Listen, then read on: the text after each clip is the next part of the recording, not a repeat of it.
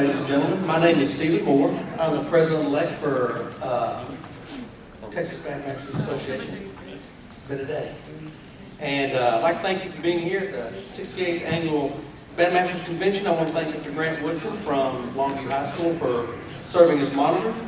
And just a couple announcements before we get into today's clinic. I'd like to remind you our exhibit's open tomorrow, and encourage you to be sure to make your way to the exhibit hall floor.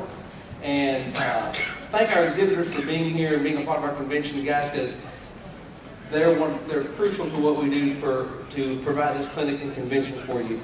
At the conclusion of this workshop, if you would, we can move out in the hallway if you have any questions for our clinicians, so we can get ready for the next clinic after this. I'd like to remind you that the San Antonio Jazz Orchestra will have a new music clinic at 5:45 in CC 217. The Boston Brass concert is tonight at 7:30 in the Lila Cockrell. We will have an award ceremony at 7:15 prior to that, so you can come out for that as well. And then, so now on to the clinic. Today's clinic is sponsored by the NAMMB Association, and your clinicians are Brandon Garman, Shaka Hawkins, and Josh King. Mr. Garman is currently the Director of Bands at Union Grove ISD, where his bands have been consistent UIL Sweepstakes Award winner and have won the NAMMB contest in Class 2A.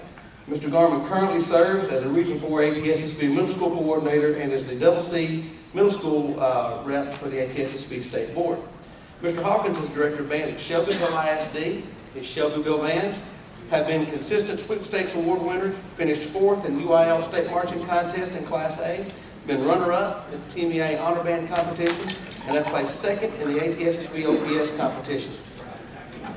Mr. King is currently the Director of Bands at Rusk ISD, position he just got. Prior to that, he was the Director of Bands at Carlisle ISD, where his Carlisle bands were consistent Sweepstakes Awards winner, earned many state honors, including ATSSB OPS Awards and TMEA Honor Band, and has also been a winner in the NAMMB 1A Championship as well. So also like to recognize the Executive Director for NAMMB, Mr. Jim Jones. He will be presiding over this clinic today. So guys, please help me welcome your clinicians, Mr. Josh King, Brandon Garman, and Shaka Hawkins.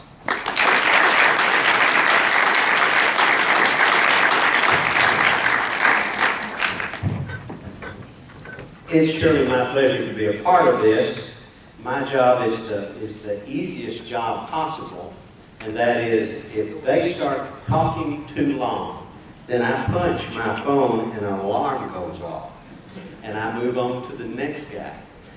Let me take this opportunity to also introduce our president of the National Association, Mr. George Little, and which his group was just awarded AAA Honor Band. George, would you please stand?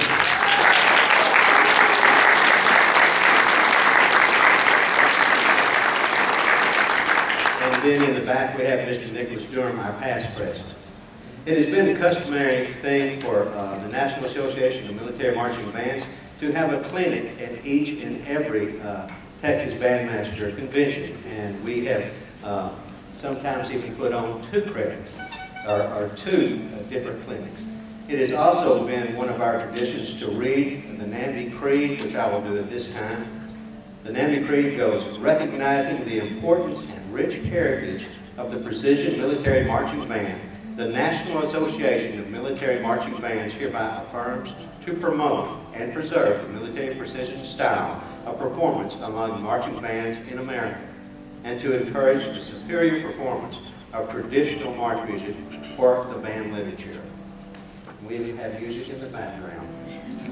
Okay, at this time, you should have a brochure. If you did not receive one, we have some in the back, and we are out of them in the back. We will, if you would please, give Mr. Durham your name, and we will mail you one. The clinic will begin with 5 questions. And these 5 questions, each clinician will address, and we've even gone to the extent of when we were putting the clinic together, we got together and we put a list of questions, and they chose the 5 to discuss, and there are numerous other questions that are answered in our handout. At this time, addressing the first question, how do you pick your music? Mr. Garner. I want to quickly thank Mr. Jones, Mr. Little, and everybody at NAMMB for the opportunity to be a part of this panel. With our music, when we go to select our music for the marching band for the fall, we have an early concert and side contest in Region 4, and that allows us time in the spring to look at some different options. I always try to pick one march at least that I'm pretty sure that we're going to do next year and program that on our spring concert. That way when the kids do come back, they're very familiar with that, at least that one march. And then we'll also, with the time that's left over, we'll look at some other marches and put those in front of the kids to kind of see what fits the group. And our seniors, they graduate a little bit early, so when they do graduate, we're left with just our juniors, our sophomores, and our freshmen. And we can put the music in front of them and really see what's going to fit that particular group, even after we add the 8th graders back in. I always try to pick the music based on the strengths of the ensemble and to make sure that we're not stretching them beyond their ability. So we want to pick something that we know that they can play, not something that I hope that they can play, because by the time the second football game rolls around, I don't want to be hoping that they can play it by the third game.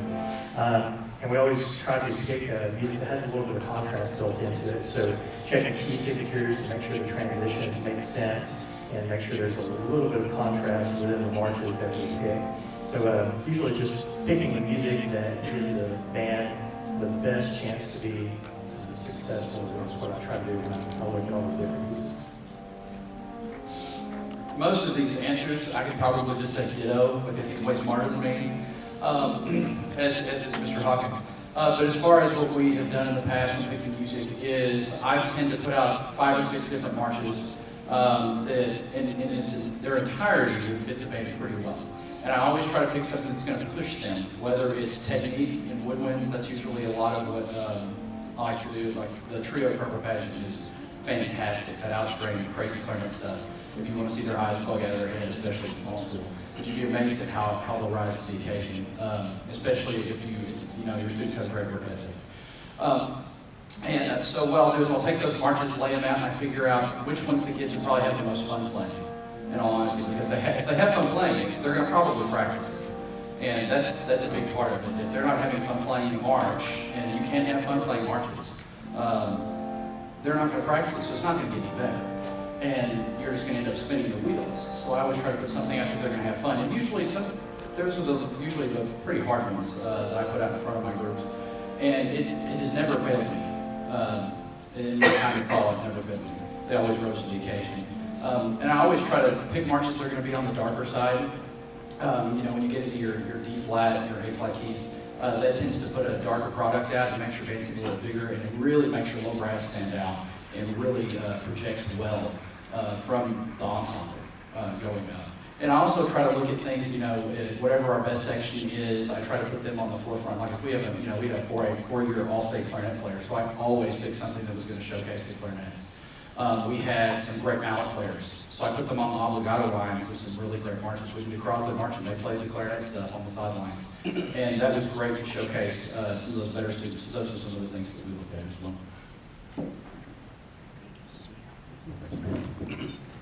I start the process of picking my music immediately after the spring concert and contest season. What I do is I make a spreadsheet of all the returning bands I'm going to have the next year. I put them in order by their grade level and their playing ability. And from that, I go on and try to pick up a list of about 10 marches that are going to fit the group of kids that I have coming back in this year for the marching season. I try to stay away from music that's going to feature just one person. I like to make sure that everybody in every section can play the music. So from there on, I make my list of about 10 marches. I get the scores together and start listening to them, doing some score study, making sure that that is the best music for the kids. And then I go from that 10 and narrow it down to about 5. Sometimes in the past, I've let the kids listen to the 5 marches that I have picked out, and they kind of decide, well, we like that march is cool, that march sounds awesome, that march sounds pretty, that march sounds like a pirate or something.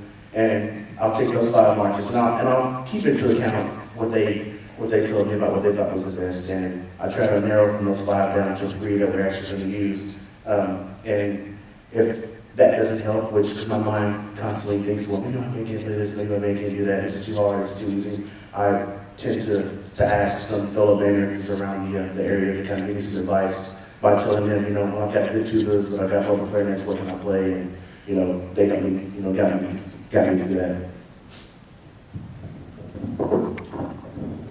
Okay, so Mr. Hawkins will not go at the end every time. I'm going to kind of do a round robin.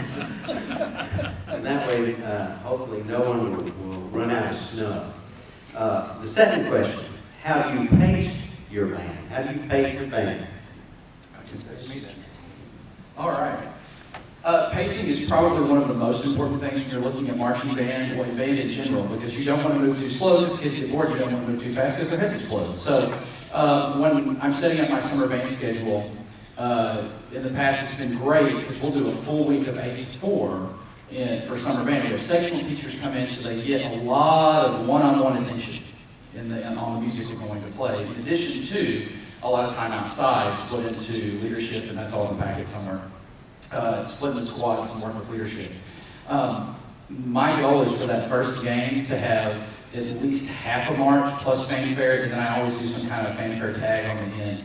Have that on the field ready to go, and make sure that the drill incorporates as many people as possible. I try to march everybody for the first half of the drill, and then the second half I write so we can just take some off the field.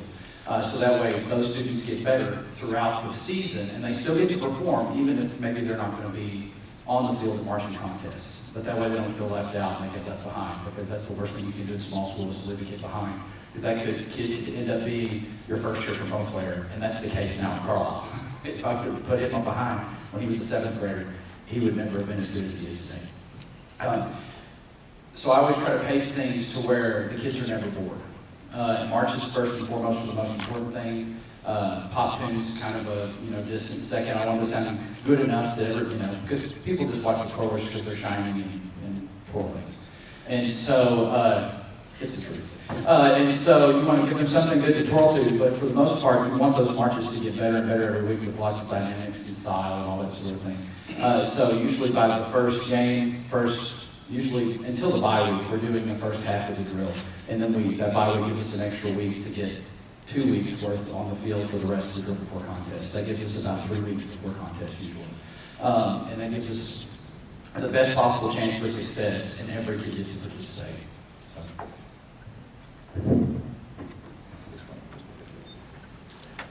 Okay, so the basics of my band, we start every week one of the band the first week of August.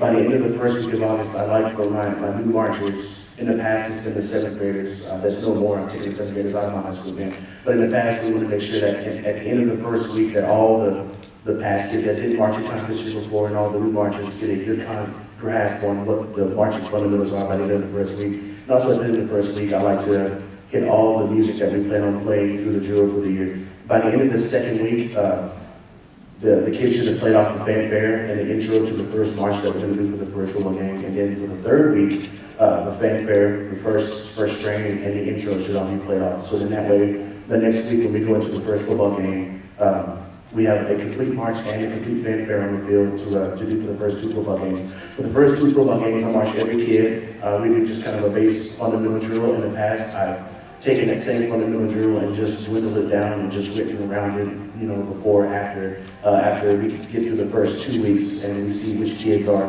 going to be able to make it through the entire contest drill. Weeks 3 and 4, we do our contest band where I'll take out 3 or 4 kids that just aren't grasping the concept of marching and playing at the same time. By this time, we'll add another march, and so by this time, we'll have a fanfare, the entire march played off, and for the 3rd or 4th games, we'll add the next march. After games 3 and 4, game 5, I like to have the entire drill in the field, everything. The second march, and then whatever out march we play should be added. It's probably not going to sound the best at the time, but I like to put it there because that gives us about time period about 3 or 4 weeks to actually get some strong performances in there before a contest. Not counting the bye week that usually happens around that time. So that's kind of how I pace my band for the year. We'll spend the first couple of weeks of the summer band working pretty heavily on music and doing sectionals and things like that. Also reinforce, teach marching fundamentals, and learned from a good friend of mine. He gave me great advice that everything that you're going to teach in your actual drill, you need to make sure that you teach that during that summer band time. So we're going over those fundamentals to where if I write a left flank and then I write something like two wrap legs back to back, we make sure that's not brand new information whenever we get to it on a Monday night rehearsal and it's 8 o'clock and we're out on the football field. So by doing that, it makes all that stuff a lot easier for the kids to process when you actually get to it. So we'll spend a good bit of time teaching those marching fundamentals, making sure that everything that we're going to put in the drill is covered in those fundamentals. The upperclassmen, of course, help with that, which is very helpful, and they kind of take the younger kids under their wings. Our youngest that we march in our high school band is 9th grade, so we're 9th through 12th grade. We don't have 8th graders marching with us. They're separate, and they're with the junior high band. By the end of the second week of camp, I'm starting to kind of teach our drill. I don't really do a fundamental drill, but I write my drill to where it's going to be our contest drill, but I may have an extra rank or something written in to where I can easily pull it off later on if those kids aren't doing the work in the classroom and they're not passing off music. So that's kind of my approach to that. By the first game, I shoot for having half of our contest drill on the field, if not half, as close as I can possibly get, and it still made good sense whenever we perform it. By doing that, it pushes the kids, but it pays dividends later on. If you run into some weather issues and it's not cooperating, it gives you ample time to polish later on. We'll add drill after the second game or so. We'll start adding drill that third week and so forth. But that gives us plenty of time to go back later on and clean and polish before our regional marching contest and then before the NAMMB contest and so forth and so on. Okay, next question, and this will go, you're first. No, you're first. Our next question. Our next question, how do you plan your season? I try to plan my season right at the beginning, well, the end of the previous school year. I get a hold of all the fall sport activities such as football, volleyball, and cross country that we have. And I'm going to do a slight plug here. Taylor Music provides us with this big old calendar that I put up in my band hall office every year. And by the time the summer ends, that calendar has writing all over it. Put down every football game, put down every volleyball game that are on Mondays and Tuesday nights, the nights that I have rehearsals, every cross country meet. From that moment on, I start plugging in everything that I plan on doing with my band. Where are my rehearsals going to go? Where is this football game at? What day are we going to do fundraisers on? Is it possible for us to do fundraisers? Is this a day where we can go to another football stadium and have a rehearsal day, which in the past we could do, not anymore because my school district gave us actual turf. So don't have to do that travel anymore, which is a good thing. And then I start plugging in days that I want to bring clinicians in to come see the band and help me kind of get my band over the edge and try to get the first division that we always try to go for every year. I saw this question. I started from the very beginning in summer band and everything, and I ran down the entire season. And I know if I do that with you right now, one, you're going to fall asleep, and two, that timer's going to go off, and Mr. Jones is going to get on to me. So I want to shorten it a little bit. We're going to start with our registration and things like that next week, and we'll do that on Tuesday. And then the end of next week, we'll do music inside, just to kind of get our chops back and try to learn how to play the instrument and which end of the instrument to play and things like that. After that, we have 2 people on our staff, Mr. Thompson and myself. We're not enough to cover everything, so we will bring in a couple of staff members from Gilmer, which is luckily not too far down the road, and we'll get them to kind of help us out and pitch in and cover everything. So we'll do some pretty intense sectionals. All of our kids are involved in everything. Being in a small school, that's something you just learn to accommodate and work with. So they do volleyball, they do football in the mornings, and they shut down all of that for us, which is amazing, around noon. So they get to go eat. At 1 o'clock, we start our sectionals. We'll start with woodwinds, and then we'll do them for an hour and a half, and then after that, we'll have our brass and our percussion kind of for an hour and a half.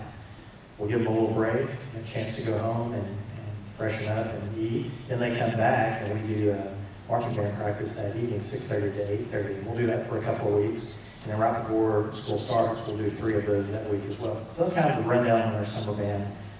Monday nights during the school year, we do a 6 to 8 p.m. Rehearsal each Monday. That's our time, and nobody else has anything scheduled on that time. That's our chance to get in the stadium, probably one chance each week to turn on the lights and get on a really good surface, because our actual practice field is no more than a glorified pasture, and we make the best of it as long as it will last. And eventually it turns into a dust pile, and we stir up a lot of dust. We don't have the luxury of turf yet, but maybe one day the turf gods will be good to us.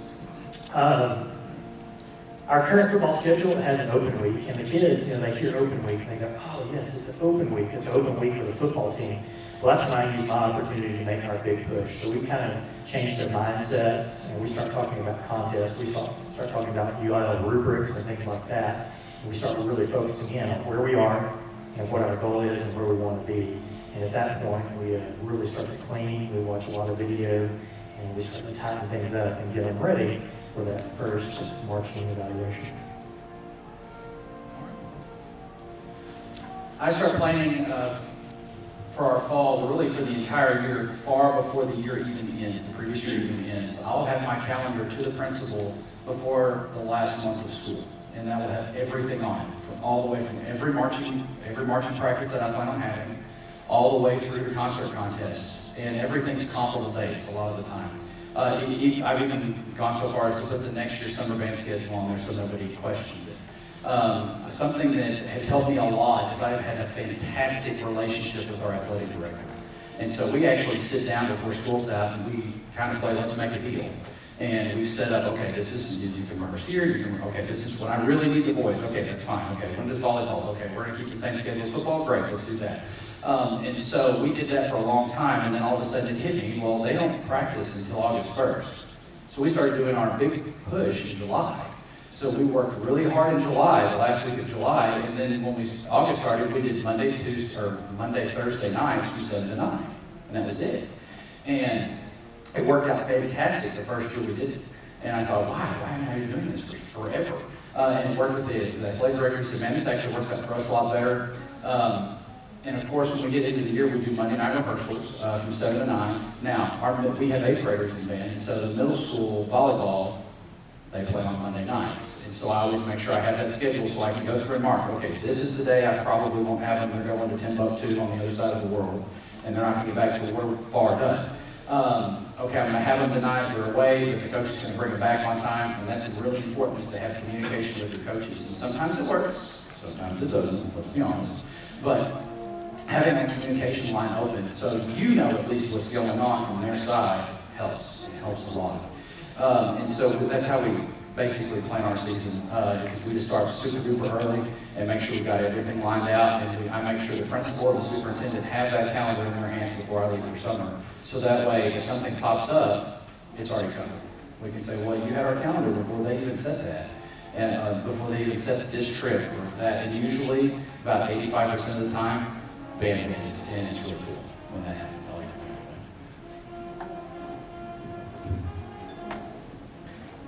Hey, our next question, what item or idea do you key on to be successful? And you guys are not even close to 5 minutes, so, you know. You scared us with the beeper thing. I turned it off. It's off. Okay, we're safe. Mine is one that I've used.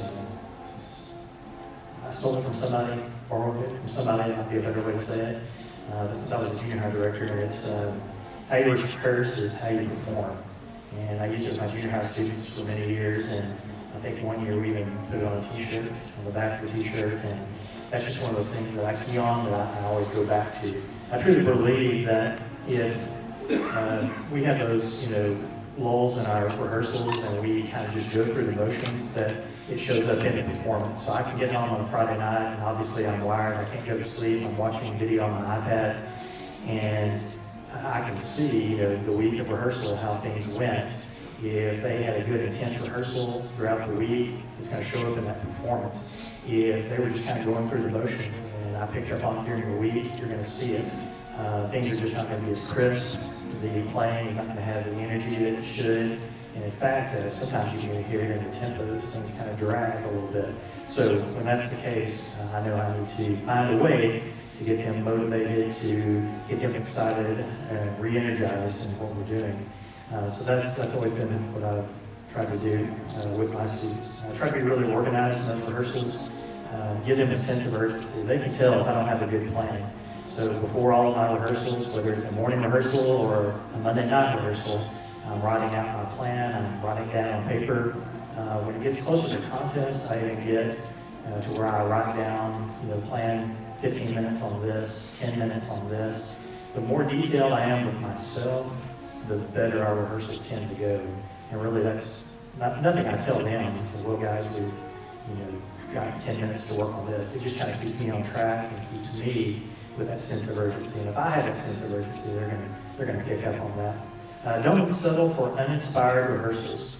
When they're simply going through the motions, demand more of them. They're capable of doing more, they're capable of giving you more, so never settle for uninspired rehearsals. If you give them performance opportunities to raise their sense of urgency, that's always good. If you can do that without having 500, 750, 1,000 people in the stands, that will get them ready for those contest performances when they happen. I wish I was as organized as Brendan. I just wanted to put that out there. As far as an item or idea, it kind of changes from year to year. I like to sort of go through summer band and sort of see where the kids are mentally before I throw something at them. I always tell them, never expect less than your best, because if they're giving you 100%, then you're going to get back that. I mean, it's going to be real give and take with that. But there was one year that all of a sudden the kids just weren't putting air through their horns, so that there was intensity, and so we said that word a lot. The kids would yell it at me as they were walking down the hall. It became a game. But all of a sudden they started filling up the horns, they started getting excited, I got excited, and that's something I try to keep too in rehearsals is I get excited. I can be pretty demanding, but I get really excited. If they do something, I jump around like a crazy maniac. And it works for me. It may not work for you, but it works for me. And I always try to be consistent. Whatever I start the year with, I'm going to try to keep up with that the entire marching school, really the entire year. If I use a phrase in the beginning, I'm going to try to keep that consistent through the entire year. If I change up, which I've been known to do, a marching fundamental, maybe the way that we teach it, maybe the year before, it was like, you know what, that made no sense. I can't believe I taught it that way. What was I thinking? I'll come up with a new way to do it and break it down and use that and make sure that's consistent all the way through. So really, whatever you start with, make sure that you keep that consistent through the entire season. And play to your kids' strengths, know what they're looking for and know what their goals are. Because their goals may not be necessarily the same as yours, so that can sort of change what kind of idea you're throwing at them as well. There's a few things I have on my list that I like to key on. The first, actually, Brandon said it before me, and that was, rehearse how you want to perform. I think that, everybody kind of says it to their kids every day. Another one that I like to tell the kids a lot of the time is that mediocrity is not in our DNA. And of course, the first time I said it to him, Mr. Hopper, what's mediocre? What do you mean? So I had to explain it to him. But I tell him often, it's a cheap word, but I tell them all the time that, mediocrity is not in our DNA, and that stands from not only in the band hall, but in the classroom and the way that you carry yourself at all times. You don't want to be mediocre in your horn. You don't want to practice mediocre. You don't want to march mediocre. You don't want to, do your classwork mediocre. Because that gives you bad habits. That makes you want to be lazy and not work as hard. And then also, comes from me. I can't be mediocre in the instructions that I give them. I can't be mediocre in the way that I approach them on the marching field or in the band hall. If I'm mediocre and I'm walking around, lazy, bummed out, and lackadaisical, then they're going to do the same thing. Your band is an exact image of how you are as a teacher and as a person. As far as the kids, I like to tell the kids, think about how you sound on your instrument. How you sound. Sound is very important. I put sound a lot. How do you sound as an individual? How do you sound in conjunction with the person to your right, your left? How do you sound in conjunction with the rest of the band? So those are the kind of things that I try to key on and have, been pretty good for us in the past. And before we go to the fifth question, and how'd just thought of this, and they don't know what I'm doing right now. Before we go to the last question, a lot of times I go to a clinic and I think, I hope they address this problem that my group has. So as they're addressing this last question, if you have a question that you would like to ask the panel, surprise guys, Man, then we will take questions from the audience. Our last question, how do you come up with drill design? And that goes to Mr. King. All right. They do round robin really well. Thank you. We learned it in elementary school. Drill design, I like to write, and I continually write, and I try to learn new things. If you ever get to a point where you're like, yeah, I don't really want to learn how to do it, you're probably going to start writing the same drill over and over again. And sometimes that works and sometimes it doesn't. I don't like to be complacent when it comes to writing drill. I always try to put something in that's going to challenge the students and make the crowd go, which is really easy, the smaller school. The smaller the school, it's really easy to get the crowd really excited. Shocking, that's what I'm talking about. And so, NAMMB has this awesome website with these awesome videos of great, fantastic bands, many directors of whom are sitting out among you. My band's on it, but that's okay. You get to watch them complete these maneuvers and go, I didn't learn how to write that. And so you just sit down and you try it until you can get it. And it's just a lot of trial and error. And a lot of times I try to gauge my students on which maneuvers they think are the coolest. And so I'll just, in the morning when I have 5 or 6 kids sitting in my office, I'll just casually reach over and click play on a marching drill and they'll watch it. And all of a sudden all of them are glued to it and then they do a maneuver and they go, we have to do that. And I go, okay, then I need to learn how to write it. And so that's really how I start my drill. And I think, okay, this would be really cool. And I also kind of take into effect, okay, is this a state year? Are we going to have to show off a little bit on the marching field? So I might write something a little bit harder that year than I would on non-state year.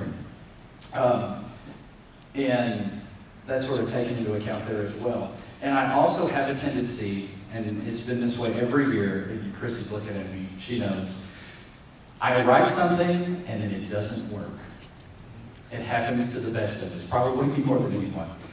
And I have to rewrite it on the fly on a Monday night because we have to learn it. I mean, we have to get this part on the field, and I was off by 1 count or 2 counts. Worst was 10. It was my first year right drill, so that doesn't count.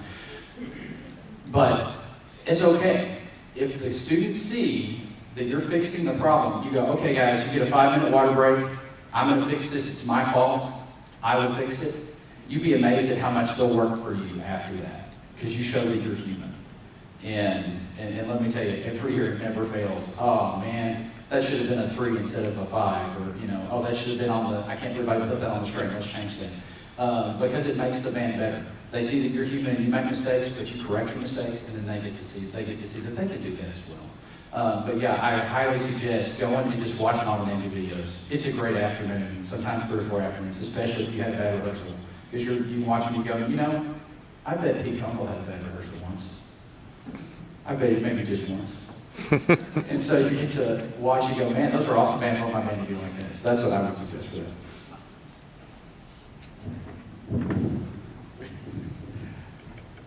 First, as we say, you're crazy for watching other drills. If I watch other drills, I start crying.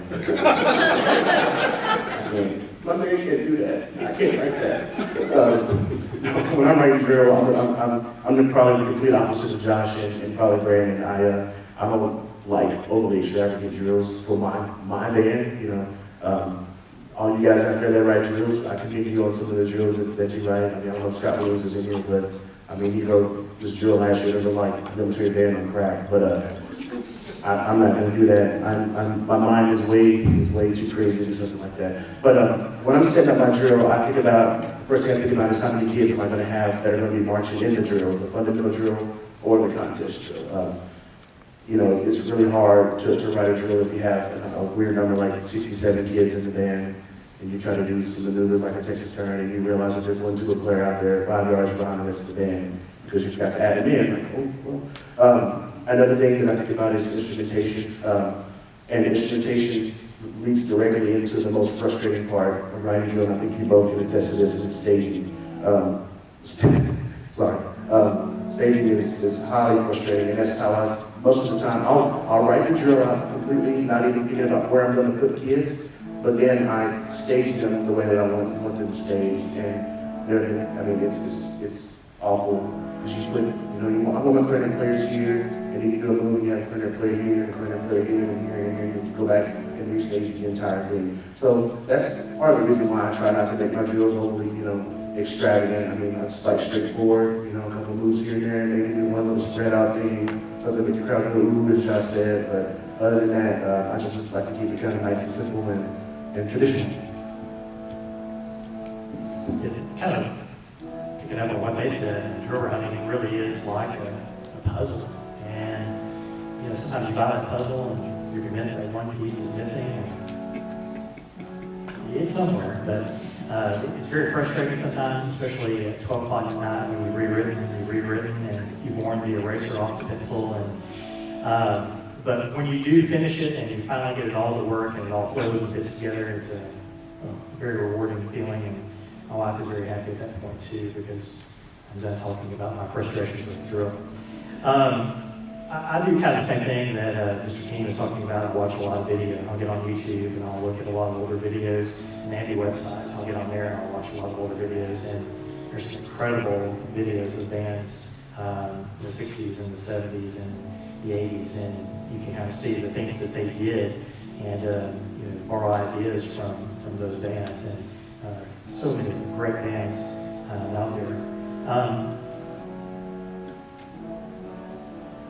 I write my drill on paper, and I use the Accurate chart, which is designed by Mr. Wayman Bullock. And I do it the old-fashioned way. I have, pencils, lots of erasers, and I copy, the ideas, and I put them down on the paper. And I got that from working with Eric Gray. He did that, but he mixed a little more Code Red, Mountain Dew, I think, and Taco Bell. And some of his drill ideas just blew my mind. And I said, when I worked with him all those years, thank goodness someone had to watch his drill, because it's so complicated. So mine is definitely easier than his, for sure. I looked at my video in my first year of teaching a couple weeks ago, and drills hopefully will get better as I go on and the longer I do it. But it's one of those things you play around with, and you try to do something, just like these guys said, you figure it out. And you figure it out for the kids, because they like those challenging maneuvers. And that's what I'm going to do this year. I'm going to try to figure out some things that I've never done before, and I'll probably have those nights where it's Monday night and something didn't quite go as planned, and I'm out there with the erasers again while they're taking that water break. I've had that experience, so I know exactly what they're talking about.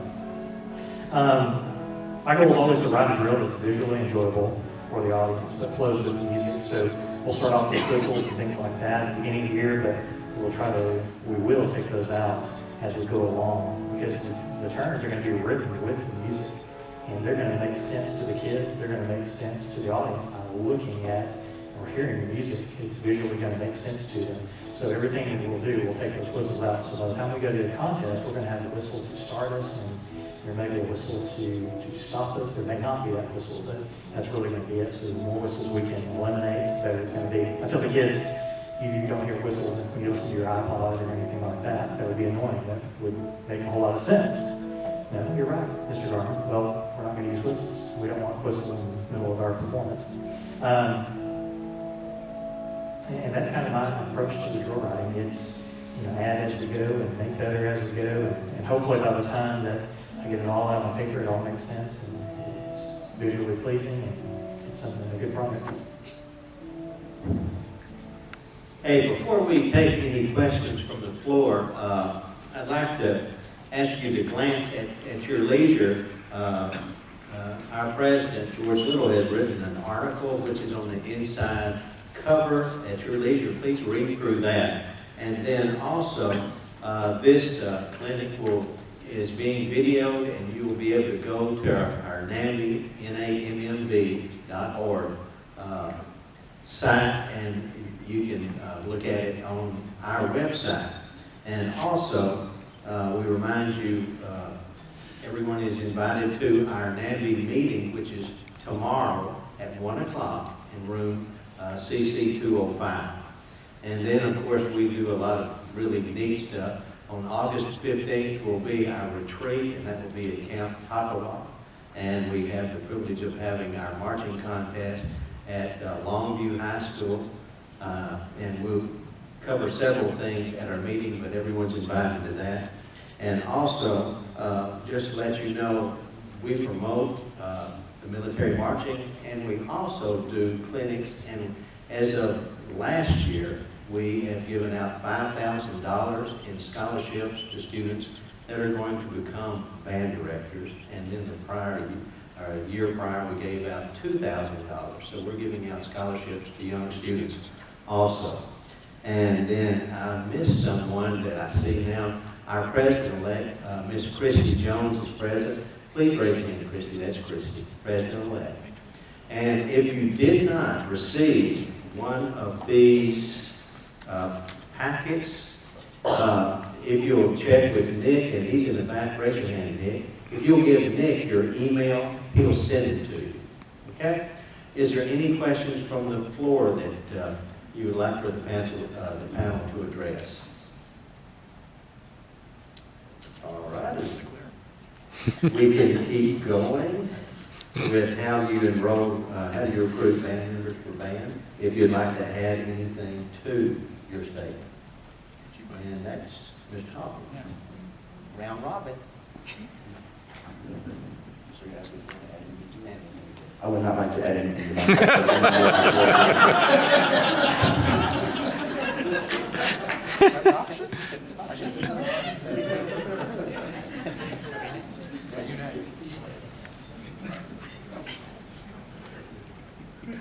I might add a little bit. I may not, I may just read what's right here, I don't know. We have, with band recruiting, I think we recruit more at the high school level and the junior high level, just retaining, than we do recruiting. Every student in sixth grade at Union Grove is required to take band. So every single student in sixth grade, they put them on a bus at the elementary school, they send them over to the high school campus where we have band, and we put them back on the bus and send them back over to the elementary every single day. It sounds kind of crazy and chaotic, but it actually does work pretty well. The trade-off is everybody gets to take band, and I'm willing to do the whole bus thing if that's what it takes. And I love that I don't have to drive the bus to pick them up. I don't have to drive the bus to take them back. So that's a bonus. Somebody else takes care of that, so it's a pretty good deal. Keeping students in, small school, they do everything. Lots of good programs at Union Grove, and so we don't really compete per se, but we do have to make sure that we're making it enjoyable for them. Being successful definitely helps that, and having a quality program for them to be a part of, and their parents want them to be a part of, I think really helps with those things. Luckily, we don't really have to recruit so much as it is retain, just about like Union Grove, because every sixth grader is required to take band, which is a lot like Brandon. Yeah, maybe we got to cut it shorter, Jim. This is water. One laugh, that's it. Okay. I'm funny to myself. But we do start all sixth grade students in band, and from that moment, it's just a matter of retention, keeping them entertained, keeping them engaged, maybe not entertained, but engaged, and interested and challenged all the way up through high school. And so we sort of, at a small school, it's really easy to take stock of the individual student and sort of to see where every student is, especially if you have a great band staff that's right there with you, watching out for every student.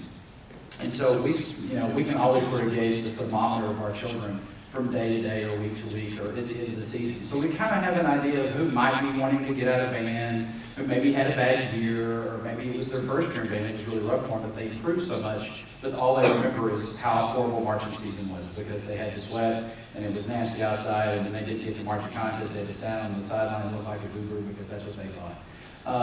And so you pull those kids in and you get them, you know what, you were great. You were exactly what you were supposed to be, and you improved, and you're going to make our band program better. And so we spend some time doing that at the end of the year. And of course, in any band program, you're going to get those students who, it's just not my thing anymore. And you have to accept that. And that usually is where we get ourselves in the bind, is not accepting the fact that, yes, this student, of course, they're involved in everything, is going to go down this different path, and being supportive of those students. And it's really hard. And it hasn't gotten easier the longer I've been band director. It still breaks my heart every time because I love my band kids just like all you guys do. They're my kids. They were my kids before I had my own kids. and they're just a big family to me. But you really want to be supportive of them in all their endeavors, youth, band, everything else. That's something that I'm really, really big on. So, all right, you want to add something, Sean? I guess I will. I can't let her in whatever. One of the things that's really helped me in my recruiting is the fact that my assistant band director is actually also the elementary music director. So she teaches elementary music grades 2 all the way up to 5, and they always have it in the band hall. So I always make sure that I'm always around, talking to the kids. Maybe some days I'll go out there and I'll very badly pick a recorder up and play wrong notes with them, and just so they can get a glance at me and know that, oh, that's Mr. Hopkins. He's a high school band. He's cool. He's funny. He plays recorder really badly. So I'm gonna get him in the band. So, that's really helped. And the getting kids excited about band is seeing me and my assistant every day. Okay, since no one has any questions, and I think I'm glancing through the thing, they've answered in the pamphlet the questions really well, and so I'm going to go ahead and close this clinic, but if you have some questions for the clinicians, they'll be hanging around just a little bit, and we hope you have a really nice convention and a safe drive home. God bless.